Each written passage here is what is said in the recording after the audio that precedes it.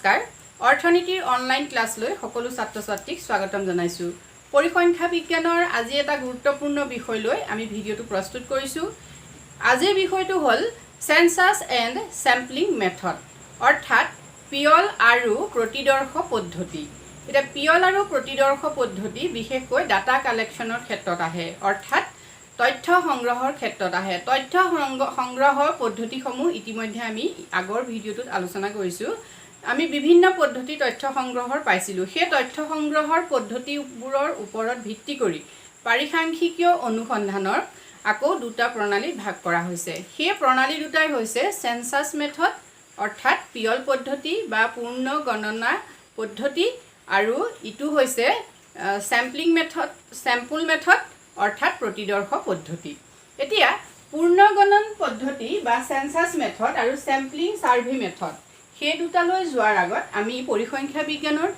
চাৰিটা টাৰ্মছ সম্পৰ্কে কিছু বেসিক কনসেপ্ট লৈ লওঁ প্ৰথমটো আহিলে পপুলেশন অৰ্থাৎ জনসংখ্যা বিশ্ব বা সমষ্টি এতিয়া আমি সাধাৰণ ভাষাত পপুলেশন বুলি ক'লে বুজি পাওঁ যে জনসংখ্যা কিন্তু পৰিসংখ্যা বিজ্ঞানত পপুলেশন শব্দটোৱে কি বুজায় সমষ্টি বুজায় আৰু হেতুক জনসংখ্যা বিশ্ব বুলিও কয় কিন্তু আমি একেবাৰে সহজ ভাষাত আমি হেতুক কম পপুলেশন মানে হ'ল সমষ্টি এটা সমষ্টি মানে কি যে যিকোনো এটা বিষয় যেতিয়া আমি অধ্যয়ন কৰোঁ বিষয়টোৰ অন্তৰ্ভুক্ত সকলো তথ্যক একেলগে কি বুলি কোৱা হয় সমষ্টি বুলি কোৱা হয় এটা আমি উদাহৰণ স্বৰূপে ললো যে যোৰহাট সমষ্টিৰ প্ৰতিজন যোৰহাট সমষ্টিৰ ছাত্ৰ ছাত্ৰীসকলৰ ওপৰত তেওঁলোকৰ চাৰিটি বৈশিষ্ট্য সম্পৰ্কে অধ্যয়ন কৰাৰ ক্ষেত্ৰত এটা অনুসন্ধান চলোৱা হৈছে তেতিয়া যোৰহাট সমষ্টিৰ যিমান ছাত্ৰ ছাত্ৰী আছে সকলো ছাত্ৰ ছাত্ৰীৰ যেটো গোট সকলো ছাত্ৰ ছাত্ৰীৰ কি হৈছে ছাত্ৰ ছাত্ৰীক একেলগে আমি কি বুলি কম সমষ্টি বুলি কম অৰ্থাৎ পপুলেশন বুলি কম নিশ্চয় আমি কথাটো ধৰিব পাইছো নেক্সট আহিলে স্যাম্পল হে স্যাম্পল মানে প্ৰতিদৰ্শ হ'ল যে সেই সমষ্টিৰ পৰা লোৱা নিৰ্বাচন কৰা কিছুমান গোট এটা গোটেই সমষ্টিটো নহয় এই যে মই কলো উদাহৰণটো যে যোৰহাট সমষ্টিৰ ছাত্ৰ ছাত্ৰীসকলৰ আমি এটা অধ্যয়ন কৰিব গৈছো অধ্যয়ন কৰিবলৈ যাওঁতে সেই ছাত্ৰ ছাত্ৰীসকলৰ মাজৰ পৰা আমি ৰেন্ডমলি মানে যাদৃচ্ছিকভাৱে কেইজনমান ছাত্ৰক কি কৰিলো নিৰ্বাচন কৰিলো কৰি পেলাই সেই নিৰ্বাচিত ছাত্ৰ ছাত্ৰীসকলৰ ওপৰত যেটো অধ্যয়ন হেতু কি বুলি কম আমি স্যাম্পল মানে প্ৰতিদৰ্শটো কি তেনে যে সমষ্টিৰ এটা অংশ প্ৰতিদৰ্শ নেক্সট আহিলে প্যাৰামিটাৰ অৰ্থাৎ প্ৰাচল কি এই জনসংখ্যা আমি যেটো সমষ্টিৰ পাইছিলো সমষ্টিৰ পৰা আকলিত যেটো মান মানে সমষ্টিৰ পৰা আমি গণনা কৰি যিবিলাক মান পাওঁ আকলন কৰি আমি যিবিলাক মান পাওঁ সেই মানবিলাকক কি বুলি কোৱা হয় প্ৰাচল বুলি কোৱা হয় অৰ্থাৎ প্যাৰামিটাৰ পৰিসংখ্যা বিজ্ঞানত সেই প্যাৰামিটাৰবিলাক হ'ল মিন অৰ্থাৎ মাধ্য মিডিয়ান মধ্যমা বহুলক এটসেট্ৰা সেইবিলাক হ'ল কি ছাত্ৰ ছাত্ৰীসকলে মনত ৰাখিব প্যাৰামিটাৰ নেক্সট পইণ্টটো আহিলে ষ্টেটিষ্টিক কি অৰ্থাৎ পৰিসংখ্যা কি তেতিয়াহলে আমি এটা কথা গম পালো যে পপুলেশনৰ পৰা আমি যেটো তথ্য আকলন কৰিম সেই তথ্যটো হ'ব আমাৰ প্যাৰামিটাৰ আৰু আমি স্যাম্পলৰ পৰা অৰ্থাৎ প্ৰতিদৰ্শৰ পৰা যেটো আমি তথ্য পাম প্ৰতিদৰ্শ আকলন কৰি মানে প্ৰতিদৰ্শ গণনা কৰি আমি যেটো তথ্য পাম সেই তথ্যবোৰ মিন মিডিয়ান মুডে হ'ব তাকে যে আমি প্ৰতিদৰ্শৰ পৰা লম মানে স্যাম্পলটো আমি ৰেন্ডমলি লৈ ললো লৈ পেলা তাৰ পৰা মিন মিডিয়ান উলিয়ালে হেতু কি বুলি কম আমি ষ্টেটিষ্টিক অৰ্থাৎ হেতু হ'ল আমাৰ পৰিসংখ্যা গতিকে এই চাৰিটা কনসেপ্ট ছাত্ৰ ছাত্ৰীসকলে মনত ৰাখিব এতিয়া আমি মূল বিষয়টো লৈ যাওঁ প্ৰথমতে আহিলে যে সেন্সাস সাৰ্ভে মেথড অৰ্থাৎ পিয়ল পদ্ধতিটো কি এটা সেন্সাস মেথডটো হ'ল it refers to the study of each and every ইণ্ডিভিজুৱেলছৰ অবজাৰভেশ্যন অফ দ্য পপুলেশ্যন অৰ্থাৎ সমষ্টিৰ প্ৰতিটো গোটৰ অনুসন্ধানেই হ'ল কি আমাৰ পিয়ল পদ্ধতি এটা যিকোনো এটা সমষ্টিৰ পৰা প্ৰতিটো গোটৰ অধ্যয়নক কি বুলি কোৱা হয় তেতিয়াহলে পিয়ল পদ্ধতি বুলি কোৱা হয় তেতিয়াহলে আমি গম পালো যে পিয়ল পদ্ধতিত কি হৈছে আমি যেটো বিষয় অনুসন্ধান কৰিম সেই গোটেই বিষয়টোৰ প্ৰতিটো গোটকে আমি কি কৰিম তাত অন্তৰ্ভুক্ত কৰিম এটা পিয়ল পদ্ধতি বুলি ক'লে আমি বিশেষকৈ জনসংখ্যাৰ ক্ষেত্ৰত ভাৰতবৰ্ষকে ধৰি বিশ্বৰ বিভিন্ন দেশে কি হয় পিয়ল পদ্ধতি অনুসৰণ কৰে পিয়ল পদ্ধতিৰ জৰিয়তে কি কৰে জনসংখ্যাৰ হিচাপ কৰে এতিয়া আমি জানো যে ভাৰতবৰ্ষত 10 বছৰৰ মূৰে মূৰে সেন্সাস হয় সেই সেন্সাসটো হৈছে পিয়ল পদ্ধতিৰ অন্তৰ্ভুক্ত ঠিক আছে এতিয়া সেই পিয়ল পদ্ধতিত আমি এইটো বুজি পাইছোঁ যে প্ৰতিটো গোটক কি কৰে ইয়াত অনুসন্ধানৰ বিষয় হিচাপে ধৰা হয়, প্ৰতিটো গোটকেই ধৰা হয়। গতিকে ইয়াৰ কিছুমান সুবিধা আৰু অসুবিধা নিশ্চয় থাকিব। গতিকে আমি সুবিধাখিনি প্ৰথম আলোচনা কৰি লওঁ। এতিয়া ইয়াৰ প্ৰথম সুবিধাটো হ'ল যে এডভান্টেজেছ অফ চেনচাছ মেথড। 1 নম্বৰটো হ'ল ৰিলায়েবল এণ্ড একুৰেট। ইয়াত কি হৈছে যে উপযুক্ত আৰু শুদ্ধ, যে চেনচাছ মেথডত যিবিলাক তথ্য সংগ্ৰহ কৰা হয় তথ্যবিলাক কি হৈছে যুক্তিসন্মত আৰু শুদ্ধ, অৰ্থাৎ যথোপযুক্ত, ৰিলায়েবল যথোপযুক্ত। কেনেকৈ হয় যে যিহেতু তথ্য সংগ্ৰহ কৰিবলৈ কি হয় অনুসন্ধানকাৰীজন নিজেই যায়, গৈ পেলাই স্পটত গৈ তথ্যটো সংগ্ৰহ কৰি লৈ আনে। গতিকে এনেকুৱা ক্ষেত্ৰত সাধাৰণতে কি হয় তথ্যবিলাক শুদ্ধ হোৱাটোৱে স্বাভাৱিক। গতিকে তথ্যৰ ক্ষেত্ৰত বিভ্ৰান্তি দেখা নাযায়। নেক্সট আহিলে অৰিজিনেল ইন কেৰেক্টাৰ। আৰু কি হয় এই পদ্ধতিত কি হয় অনুসন্ধানকাৰীজনে নিৰ্দিষ্ট সকলো যিটো অনুসন্ধান কৰিবলৈ গৈছে অনুসন্ধানৰ বিষয়টোৰ লগত সংযুক্ত যিটো উৎস বা যিজন ব্যক্তি সেই ব্যক্তিজনক নিজেই লগ কৰি পেলাই কি হয় তথ্যটো লৈ আহে। গতিকে তথ্যটো সাধাৰণতে কি হয় মৌলিক তথ্য হয়। গতিকে তথ্যটো আনে দিয়া তথ্য নহয়, তথ্যটো মৌলিক তথ্য হয়। নেক্সট পইণ্টটো আহিলে যে ফ্ৰী ফ্ৰম বায়াছ, অৰ্থাৎ পক্ষপাতিত্বৰ দ্বাৰা কি হয় এই তথ্যবিলাক মুক্ত হয়। অৰ্থাৎ অনুসন্ধানকাৰীজনে নিৰ্দিষ্ট ব্যক্তিজনক প্ৰশ্নটো সুধি তেওঁ কি কৰে তাৰ পৰা তেওঁ তথ্যখিনি সংগ্ৰহ কৰে। গতিকে এনে ক্ষেত্ৰত সাধাৰণতে কি হয় অনুসন্ধানকাৰীজনে পক্ষপাতিত্ব কৰিব নোৱাৰে, কাৰণ তেওঁ মুখৰ আগত কি হয় তথ্যৰ উৎস দুয়োটাজন থাকে আৰু গতিকে তেওঁ সেই ক্ষেত্ৰত তেওঁ পক্ষপাতিত্ব নাথাকে। নেক্সট আহিলে এক্সটেনচিভ ইনফৰ্মেশ্যন, বিস্তৃত কি হয় বিস্তৃত তথ্য বা বিস্তৃত বাৰ্তা সংগ্ৰহ কৰিব পৰা হয়। যিহেতু আমি কৈছোঁ যে পিয়ল পদ্ধতিত সাধাৰণতে কি হয় বিস্তৃত ক্ষেত্ৰৰ পৰা তথ্য সংগ্ৰহ কৰা হয় আৰু বিস্তৃত তথ্যও পোৱা হয়। যিহেতু অনুসন্ধানকাৰীজনে বিষয়বস্তুটোৰ সম্পূৰ্ণ তথ্য লাভৰ বাবে কি কৰে তেওঁ যিমানখিনি কষ্ট কৰিব লাগে সিমান কষ্ট কৰি তেওঁ তথ্য সংগ্ৰহ কৰে আৰু তথ্য দিওঁতাজনক বিভিন্ন প্ৰশ্নৰ দ্বাৰা তেওঁৰ পৰা বিস্তৃত তথ্য সংগ্ৰহ কৰিব পাৰে আৰু বিস্তৃত এলেকা জুৰি তেওঁ কি কৰিব পাৰে তথ্যসমূহ সংগ্ৰহ কৰিও আনিব পাৰে। নেক্সট আহিলে ইনডাইৰেক্ট ইনভেষ্টিগেশ্যন। এতিয়া ইনডাইৰেক্ট মানে পৰোক্ষ অনুসন্ধান। পৰোক্ষ অনুসন্ধানত কি হয় এতিয়া এই পিয়ল পদ্ধতিৰ দ্বাৰা পৰোক্ষভাৱে যিকোনো এটা অনুসন্ধান চলাবলৈ সুবিধা হয়। এতিয়া দুৰ্নীতিৰ ক্ষেত্ৰত যদি আমি ধৰোঁ পিয়ল পদ্ধতি এটা উপযুক্ত পদ্ধতি। যিকোনো এটা বিষয়ৰ ক্ষেত্ৰত বা যিকোনো এটা বিভাগত দুৰ্নীতি হৈছে তেতিয়া কি হয় সেই দুৰ্নীতি সম্পৰ্কে অধ্যয়ন কৰিবলৈ যাওঁতে পৰোক্ষভাৱে কি কৰিব পাৰে এই পদ্ধতিৰ দ্বাৰা তথ্য সংগ্ৰহ কৰি বিষয়বস্তুৰ অধ্যয়ন কৰিব পাৰে। লাষ্ট আমাৰ যিটো এডভান্টেজ সেইটো হ'ল it is useful for heterogeneous data. এতিয়া হেট্ৰজেনিয়াছ ডাটা মানে অসমতাপূৰ্ণ তথ্য। অসমতাপূৰ্ণ তথ্য বুলি কোৱাৰ লগে লগে আমাৰ মনলৈ এটা কথা আহিব যে হোমোজেনিয়াছ ডাটা কি আৰু হেট্ৰজেনিয়াছ ডাটা কি, অৰ্থাৎ সমতাপূৰ্ণ ডাটা বা সমগোত্ৰীয় ডাটা কি আৰু অসমগোত্ৰীয় ডাটা কি বা তথ্য কি। এতিয়া যিবিলাক তথ্য কি হৈছে তথ্যৰ বিষয়বস্তুটো একেই হয়, তথ্যৰ লগত কোনো উত্থান পতন নাথাকে, তথ্য বা ডাটাটো একেই হয়, একে বিষয়বস্তুৰ ওপৰত হয়, সেই তথ্যটো কি বুলি ক'ম আমি সমগোত্ৰীয়। আৰু এই হেট্ৰজেনিয়াছটো হৈছে কি যে এই অসম যদি হয় তথ্যবিলাকৰ বিষয়বস্তু তথ্যবিলাকৰ একক এইবোৰ যদি অসম হয় তেতিয়া কি হয় তথ্যটো হেট্ৰজেনিয়াছ বুলি কোৱা হয়। এতিয়া এনেকুৱা ধৰণৰ তথ্য সংগ্ৰহৰ ক্ষেত্ৰত কি হয় পিয়ল পদ্ধতি অতি সুবিধাজনক। যিহেতু বিস্তৃত তথ্য তেওঁলোকে সংগ্ৰহ কৰি আনিব পাৰে, গতিকে তথ্যবোৰ যদি অসম জাতীয়ও হয় তেতিয়াও কি হয় তেওঁলোকে ভাগে ভাগে তথ্যখিনি সংগ্ৰহ কৰি আনিব পাৰে। গতিকে এইখিনি হ'ল আমাৰ চেনচাছ মেথডৰ এডভান্টেজ অৰ্থাৎ সুবিধা। নেক্সট আহিলে ডিছএডভান্টেজেছ অফ চেনচাছ মেথড, অৰ্থাৎ এই পিয়ল পদ্ধতিটোৰ অসুবিধাবিলাক কি কি। নিশ্চয় প্ৰতিটো পদ্ধতিৰে কি হৈছে সুবিধা থাকিব, প্ৰতিটো পদ্ধতিৰে অসুবিধা থাকিব। এতিয়া অসুবিধাটো আমি চাওঁ প্ৰথম, it requires much time and labour. এতিয়া আমি দেখিছোঁ যে চেনচাছ পদ্ধতিত কি হৈছে অনুসন্ধানকাৰীজনে স্পটলৈ গৈ প্ৰতিজন ব্যক্তিক কি কৰিব লগ কৰি তাৰ পৰা তথ্য সংগ্ৰহ কৰিব। গতিকে ইয়াত কি হয় স্বাভাৱিকভাৱেই ব্যয় বেছি হ'ব, খুব পৰিশ্ৰম বেছি হ'ব, স্বাভাৱিক কথা, যিহেতু ডাটা সংগ্ৰহ কৰিবলৈ যাওঁতেই কি হৈছে বহুত সময় যাব। নেক্সট আহিলে ইট ইজ ভেৰি কষ্টলি। ইয়াত কি হৈছে সময় যেনেকৈ যাব শ্ৰম যেনেকৈ বেছি ব্যৱহাৰ হ'ব ঠিক একেদৰে ইয়াত ব্যয়ো বহুত বেছি হ'ব, যিহেতু তথ্য সংগ্ৰহ কৰিবলৈ যাওঁতে প্ৰতিজন ব্যক্তিৰ পৰা তথ্য আনি থাকোঁতে বা প্ৰতিজন ব্যক্তিকে বিষয়বস্তুৰ সম্পৰ্কত নিৰ্দিষ্ট প্ৰশ্ন সুধি তথ্য সংগ্ৰহ কৰোঁতে যথেষ্ট সময় লাগিব আৰু ব্যয়ো বৃদ্ধি হ'ব।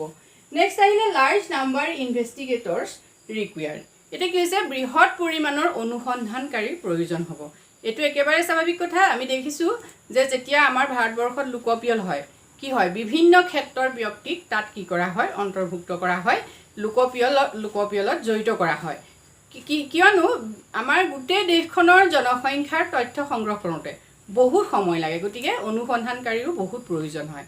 গতিকে এই যিটো আমাৰ মেথড, এই মেথডটোত পিয়ল পদ্ধতিত কি হৈছে বহুত অনুসন্ধানকাৰীৰ প্ৰয়োজন হয় আৰু সেইটো কাৰণে সহজে ইয়াক কি কৰিব নোৱাৰে অনুসন্ধান কৰি বা তথ্য সংগ্ৰহ কৰাত ইয়াত অসুবিধা হয়। নেক্সট আহিলে not suitable for large population.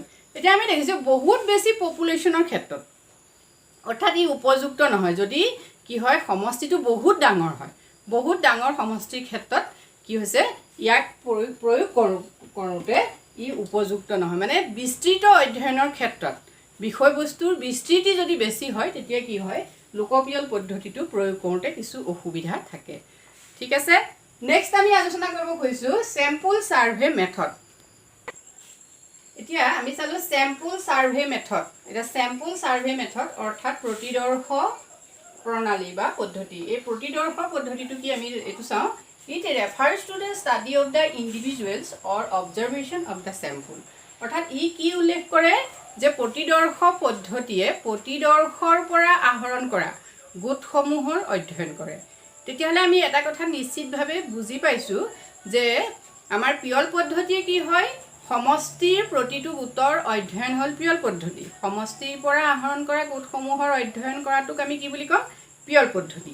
আৰু প্ৰতিদৰ্শৰ পৰা আহৰণ কৰা যিটো পদ্ধতি, প্ৰতিদৰ্শৰ প্ৰতিটো গোটৰ অধ্যয়ন যি কৰে সেইটো হ'ল প্ৰতিদৰ্শ পদ্ধতি। অৰ্থাৎ সমষ্টিৰ পৰা সংগৃহীত কিছু তথ্যক আমি কি বুলি কওঁ সমষ্টি এটাৰ পৰা সংগৃহীত বা সমষ্টি এটাৰ পৰা লোৱা এটা অংশৰ অধ্যয়ন হ'ল প্ৰতিদৰ্শ। আৰু সেই প্ৰতিদৰ্শৰ প্ৰতিটো গোটৰ অধ্যয়ন হ'ল প্ৰতিদৰ্শ প্ৰণালী। গতিকে ছাত্ৰ ছাত্ৰীসকলে মনত ৰাখিব যে প্ৰতিদৰ্শ বস্তুটো হৈছে যে সমষ্টিৰ এটা অংশহে। এতিয়া আমি ধৰি ল'লোঁ যে আমি ব্লাড টেষ্ট কৰাইছোঁ। ব্লাড টেষ্ট কৰাবলৈ যাওঁতে কি হৈছে আমি সাধাৰণতে কি হয় যেতিয়া আমি ব্লাড টেষ্ট কৰাওঁ আমাৰ শৰীৰৰ গোটেই টেষ্টবোৰ লৈ নাযায়। এতিয়া গোটেই টেষ্টবোৰ হ'ব কি পপুলেশ্যন মানে সমষ্টি। গোটেই টেষ্টখিনি লৈ যদি অধ্যয়ন কৰে সেইটো কি হ'ব সমষ্টি অধ্যয়ন। আৰু আমাৰ কিন্তু কি হয় যেতিয়া আমি ব্লাড টেষ্ট কৰাওঁ তেতিয়া আমাৰ কি হয় দুটোপাল তেজ আমাৰ শৰীৰৰ পৰা লৈ যায়, মানে এটা অংশ পপুলেশ্যনৰ পৰা চেম্পুল এটা লৈ যায়, সেইটোৱে হ'ল চেম্পুল। গতিকে সেই চেম্পুলটোৰ যি অধ্যয়ন সেইটো কি বুলি ক'ম তেতিয়াহ'লে প্ৰতিদৰ্শ পদ্ধতি। এতিয়া আমি এটা বস্তু উদাহৰণ লৈও আমি দেখুৱাই দিব পাৰোঁ। আমি ধৰি ল'লোঁ এটা এক্সাম্পল। এতিয়া আমি ধৰি ল'লোঁ বাস্তৱ আমি কিছুমান সংখ্যা লৈ ল'লোঁ। এতিয়া 1 2 আমি ছাপ'জ 1 2 3 4 5 6 7 8 9 10 আমি 10লৈকে এই স্বাভাৱিক সংখ্যাখিনি ল'লোঁ। এতিয়া 10লৈকে থকা মানে স্বাভাৱিক সংখ্যাবিলাকৰ যিটো সংগতি হ'ব সেই গোটেই সংগতিটো হ'ল পপুলেশ্যন। এতিয়া এই গোটেই সংখ্যাখিনিক যদি আমি অধ্যয়ন কৰোঁ তেতিয়া এইটো কি হ'ব পিয়ল পদ্ধতি। এতিয়া ইয়াৰ পৰা আমি কি কৰিলোঁ ৰেণ্ডমলি মানে যাদৃচ্ছিকভাৱে কেইটামান লৈ ল'লোঁ। ছাপ'জ 2 3 5 7 8 আমি এইকেইটা তথ্য লৈ ল'লোঁ, ডাটা লৈ ল'লোঁ। গতিকে এই ডাটাকেইটাৰ যিটো অধ্যয়ন সেইটো কি বুলি আমি ক'ম এই ডাটাকেইটাৰ অধ্যয়নটো হ'ব চেম্পুল মেথড অৰ্থাৎ প্ৰতিদৰ্শ পদ্ধতি। এতিয়া এই আমি আগতে যে কৈছোঁ যে পপুলেশ্যন কি চেম্পুল কি, এইটো পপুলেশ্যন এইটো হ'ল চেম্পুল। ছাত্ৰ ছাত্ৰীসকলে মন কৰিব এইটো পপুলেশ্যন আৰু এইটো হ'ল চেম্পুল। এতিয়া এই তথ্যখিনি পপুলেশ্যনত থকা এই সমষ্টিৰ এই তথ্যখিনি মানে সমষ্টিখিনি যদি আমি যোগ কৰি পেলাওঁ, যোগ কৰি ইয়াত যিটো 10টা আছে গতিকে 10 যদি আমি সেই সমষ্টি যোগ কৰি যিটো পালোঁ সেইটোক যদি আমি কি কৰোঁ ডিভাইড কৰোঁ তেতিয়া যিটো পাম সেইটো হ'ব কি গড় মান। গতিকে সেইটোক আমি কি বুলি ক'ম পেৰামিটাৰ। গতিকে এই সমষ্টিটোৰ পৰা উলিওৱা যিটো আমি মান পাম সেইটো পেৰামিটাৰ অৰ্থাৎ প্ৰাচল। আৰু এইকেইটা যোগ কৰি পেলাই ইয়াৰ যদি আমি গড় উলিয়াই আমি যিটো পাম সেইটো কি বুলি ক'ম ষ্টাটিষ্টিক্স অৰ্থাৎ পৰিসংখ্যা। গতিকে সেইকেইটাই হ'ল ইয়াৰ ডিফাৰেঞ্চ। ঠিক আছে, এতিয়া মানে আমি গম পাইছোঁ যে সমষ্টি এটাৰ পৰা আহৰিত তথ্যসমূহৰ যি একাংশ অধ্যয়ন সেই একাংশ অধ্যয়ন হ'ল কি চেম্পুল সাৰ্ভে মেথড অৰ্থাৎ প্ৰতিদৰ্শ পদ্ধতি গতিকে আমি গম পালোঁ যে প্ৰতিদৰ্শ পদ্ধতিত কি হৈছে তথ্য সকলো তথ্য নাথাকে অধ্যয়ন এটাৰ বিষয়বস্তু এটাৰ সকলো তথ্য তাত কি হৈছে সংপৃক্ত হৈ নাথাকে এতিয়া এই প্ৰতিদৰ্শ পদ্ধতিৰ যিখিনি এডভান্টেজেছ সেইখিনি কি আমি চাই লওঁ লেছ টাইম ইজ ৰিকুৱাৰ্ড এটা স্বাভাৱিক কথা যে পপুলেশ্যন এটা বৃহৎ পৰিসৰ যিকোনো এটা অনুসন্ধানৰ বিষয়বস্তু কি হৈছে বহুত বেছি সমষ্টিত বহুত বেছি সময় থাকিব সেই সমষ্টিৰ পৰা যেতিয়া আমি এটা অংশলৈ অধ্যয়ন কৰিম তেতিয়া কি হ'ব তাত নিশ্চয় লেছ টাইম ইজ ৰিকুৱাৰ্ড তাৰমানে ইয়াত কি হৈছে সময় খুব কম সময়ৰ কম প্ৰয়োজন হ'ব নেক্সট আহিলে লেছ কষ্টলি যিহেতু ইয়াত কি হৈছে তথ্যটো সমষ্টিৰ পৰা লৈ অহা হৈছে গতিকে তথ্যসমূহ কম হ'ব গতিকে ইয়াত ব্যয়ো কি হৈছে কম হ'ব যিটো তথ্য সংগ্ৰহ কৰাৰ ব্যয় নাথাকিব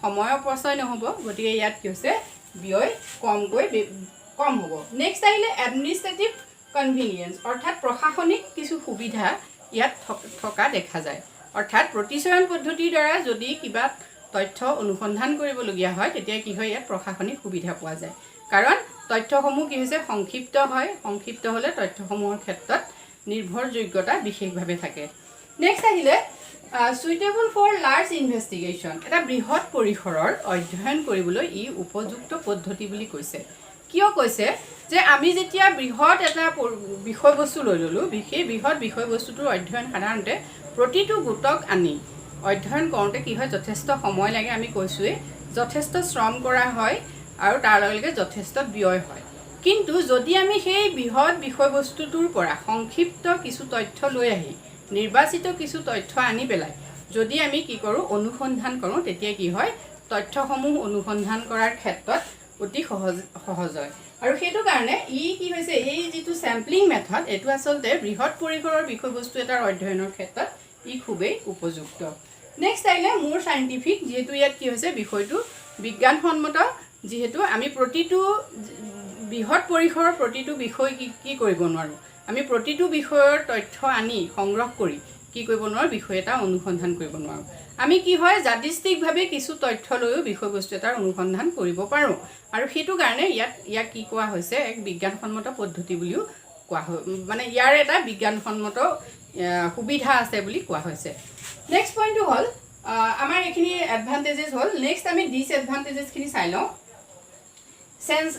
চেম্পলিং মেথডত সাধাৰণতে যদিও কৈছোঁ যে ইয়াত কিছু সুবিধা আছে কিন্তু তাৰ লগে লগে ইয়াৰ নিশ্চয় অসুবিধা আছে অসুবিধাবিলাক কি হাই degree accuracy is not possible অৰ্থাৎ উচ্চ খাপৰ কি হয় শুদ্ধতা ইয়াত কি নহ'বও পাৰে সম্ভৱ নহ'বও পাৰে যে বিষয়বস্তুটো যিটো বিষয়বস্তু আমি অধ্যয়ন কৰিম সেই বিষয়বস্তুটোৰ পৰা আমি যিটো ফলাফল পাম সেই ফলাফলটো শুদ্ধ নহ'বও পাৰে সেই ফলাফলটোৱে আমাক যি তথ্য দিব বা আমাক যি ৰিজাল্টটো আমি যিটো পাম সেই ৰিজাল্টটো কি হ'ব নোৱাৰে শুদ্ধ সি নহ'বও পাৰে যিহেতু আমি কি কৰিম তথ্যসমূহ আমি গোটেই তথ্যখিনি নলওঁ তথ্যসমূহ আমি সমষ্টিৰ পৰা কি কৰিম এটা অংশহে অধ্যয়ন কৰিম গতিকে সি আমাক উপযুক্ত ৰিজাল্ট নিদিব পাৰে নেক্সট আহিলে চাইজ অফ চেম্পুল এটা চেম্পুলবিলাক আমি যেতিয়া মানে প্ৰতিদৰ্শৰ যিটো সংখ্যা আকাৰ সেই আকাৰটোৰ ক্ষেত্ৰত কিছু প্ৰশ্ন উত্থাপিত হয় যে আমি সমষ্টি এটাৰ পৰা কি কৰিম আমি প্ৰতিদৰ্শ নিৰ্বাচন কৰিম অৰ্থাৎ চেম্পুলবিলাক আমি লৈ ল'ম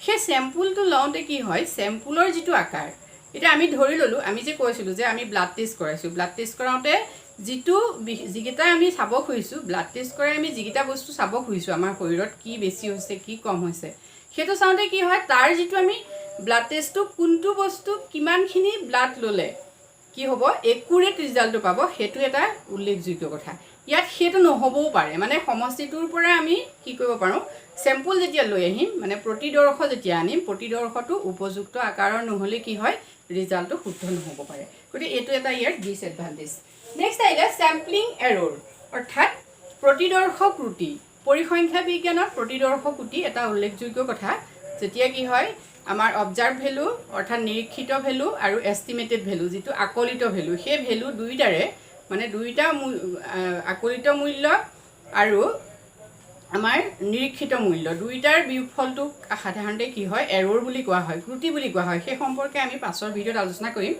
এতিয়া সেই চেম্পলিং এৰ'ৰ মানে প্ৰতিদৰ্শ ত্ৰুটি যিটো পৰিসংখ্যা বিজ্ঞানৰ গুৰুত্বপূৰ্ণ বিষয় এই ষ্টেটিষ্টিকেল আমাৰ যিটো চেম্পুল মেথডত সাধাৰণতে কি হয় তেনেকুৱা ধৰণৰ পৰিসাংখ্যিক ত্ৰুটি সাধাৰণতে দেখা যায়। কেনেকুৱা ধৰণে হ'ব পাৰে পৰিসাংখ্যিকীয় যিটো আমাৰ মানে চেম্পলিং প্ৰতিদৰ্শ কুটিটো হ'ল যে ধৰি ল'লোঁ আমি ইনভেষ্টিগেটৰজনে যিখিনি তথ্য আনিব লাগিছিলে সেইখিনি নাহিলে, সমষ্টিৰ পৰা তথ্য নিৰ্বাচন কৰোঁতে তেওঁ কি কৰিলে পক্ষপাতিত্বৰ আশ্ৰয় ল'লে। আমি ধৰি ল'লোঁ 2টো আনিব লাগিছিলে, আমি সংখ্যা কথাই ক'লোঁ যেনিবা 2টো নানি তেওঁ 3টো আনিলে, ডাটাৰ ক্ষেত্ৰত কৈছোঁ। ঠিক তেনেকৈ তেওঁ 3টো নানিবলৈ নহয় 6টো আনিলে। এনেকুৱা ধৰণৰ পক্ষপাতিত্ব হ'ব পাৰে। অনুসন্ধানকাৰীজনে যদি পক্ষপাতিত্ব কৰে ডাটা কালেকশ্যন কৰোঁতে বা ডাটাখিনি লওঁতে, তেতিয়া কি হ'ব প্ৰতিদৰ্শ কুটিয়ে দেখা দিব। গতিকে এই চেম্পলিং মেথডটোত এইটো বিশেষভাৱে হোৱা দেখা যায়। নেক্সট আহিলে difficulties in getting a sample. এইটো এটা আকৌ সেই একেধৰণৰ গুৰুত্বপূৰ্ণ কথা যে কঠিন হয় যেতিয়া কি হয় তথ্যখিনি মানে প্ৰতিদৰ্শখিনি যেতিয়া নিৰ্বাচন কৰা হয়, নিৰ্বাচন কৰাটো ইয়াত কঠিন হয়। মই ইয়াৰ আগতে কৈছোঁৱে যে তথ্যখিনি যে আনোতে কোনটো তথ্য ল'ব। এতিয়া আমি এটা সমষ্টিৰ পৰা তথ্য নিৰ্বাচন কৰিছোঁ, তথ্য নিৰ্বাচন কৰোঁতে কোনটো তথ্য ল'ব কোনটো এৰিব, সেই ক্ষেত্ৰত এটা কঠিন সমস্যাই দেখা দিয়ে আৰু সেইটো হৈছে ইয়াৰ এটা অসুবিধা। গতিকে এইখিনি হ'ল কি চেঞ্চাছ চেম্পল ছাৰ্ভে মেথডৰ বিশেষভাৱে উল্লেখযোগ্য সুবিধা আৰু অসুবিধা। এতিয়া আমি মেথড দুটা পালোঁ যে চেঞ্চাছ আৰু চেম্পলিং, এই দুটা কি মেথড আমি পালোঁ। এতিয়া চেঞ্চাছ আৰু চেম্পলিং মেথড দুটা সাধাৰণতে আমি কেতিয়া ব্যৱহাৰ কৰে সাধাৰণতে কি হয় যেতিয়া তথ্যসমূহৰ বৃহৎ পৰিসৰৰ তথ্য আলোচনা কৰিবলগীয়া হয় বা বৃহৎ পৰিসৰ এটাৰ তথ্য সম্পৰ্কে অনুসন্ধান কৰিবলগীয়া হয়, তেতিয়া কি হয় চেঞ্চাছ চেম্পলিং মেথড ব্যৱহাৰ চেম্পল মেথডটো লোৱা হয়। আৰু কি হয় খুব শুদ্ধতা যদি বিচাৰে, যিকোনো এটা তথ্যৰ পৰা শুদ্ধতা বেছি বিচাৰে, যদি অনুসন্ধান এটাৰ শুদ্ধতা যদি বেছি প্ৰয়োজন হয়, তেতিয়া কি হয় চেঞ্চাছ মেথডটো ইউজ কৰা হয়। ইয়াৰ পাছত ইয়াৰ ডিফাৰেঞ্চটো ছাত্ৰ ছাত্ৰীসকলে মন কৰিব যে পাৰ্থক্য কি চেঞ্চাছ আৰু চেম্পলিং মেথডৰ মাজৰ পাৰ্থক্য কি। পাৰ্থক্যটো দুয়োটা কি কৰিব ছাত্ৰ ছাত্ৰীসকলে উলিয়াই ল'ব। প্ৰথম আহিব যে চেম্পল মেথডটো কি আৰু চেঞ্চাছ মেথডটো কি। চেঞ্চাছটো কাক বোলে, চেম্পলটো কাক বোলে সেইটো লিখিব। তাৰপিছতে আহিলে যেনেকৈ চেঞ্চাছ যে পিয়ল পদ্ধতিত কি হয় সাধাৰণতে অধিক সময় লাগে, তাৰপিছতে প্ৰতিদৰ্শ পদ্ধতিত কম সময় লাগে, তেনেকৈ ব্যয় কোনটোত বেছি হয় ব্যয় ক'ত কম হয় সেইটো লিখিব। ঠিক তেনেকৈ পিয়ল পদ্ধতিত কি হয় তথ্যবিলাক অসম হ'লেও মানে অসম গোত্ৰীয় হ'লেও তথ্যবিলাকৰ কি হয় তথ্য সংগ্ৰহ কৰিবলৈ সুবিধা হয়, কিন্তু চেম্পল মেথডত বা প্ৰতিদৰ্শ পদ্ধতিত সেইটো নহয়। গতিকে পাৰ্থক্যখিনিও কি কৰিব চাৰ্ট বনাই ধুনীয়াকৈ লিখি পেলাব। গতিকে আজিলৈ ইমানেই। যদি ভিডিঅ'টো ভাল লাগিছে লাইক কৰিব, শ্বেয়াৰ কৰিব, কমেণ্ট কৰিব আৰু ছাত্ৰ ছাত্ৰীসকলে চেনেলটো ছাবস্ক্ৰাইব কৰিবলৈ নাপাহৰিব। আজিলৈ ইমানেই। Thank U.